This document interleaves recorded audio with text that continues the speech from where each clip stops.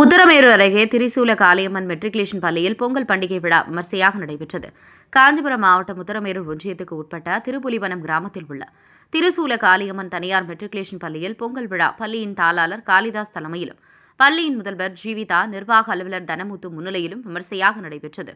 பொங்கல் விழாவை முன்னிட்டு பள்ளி வளாகத்தில் ஏற்பாடு செய்யப்பட்டு இருந்த கோலம், நடனம், கபடி, உரியடி உள்ளிட்ட பல்வேறு போட்டிகளில் மாணவ மாணவிகள் ஆர்வமுடன் கலந்து கொண்டு அவர்களுடைய தனித்திறமைகளை வெளிப்படுத்தினார்கள். மேலும் பள்ளியின் ஆசிரியர்கள் பொங்கல் பாடலுக்கு நடனமாடியும் உரியடித்தும் அசத்தினர்.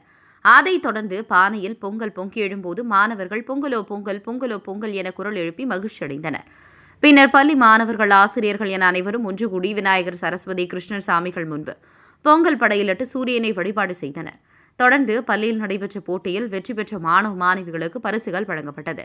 முன்னதாக பொங்கல் பண்டிகை விழா குறித்த படங்களை மாணவர்கள் அட்டையில் செய்து காட்சிப்படுத்தியிருந்தனர்.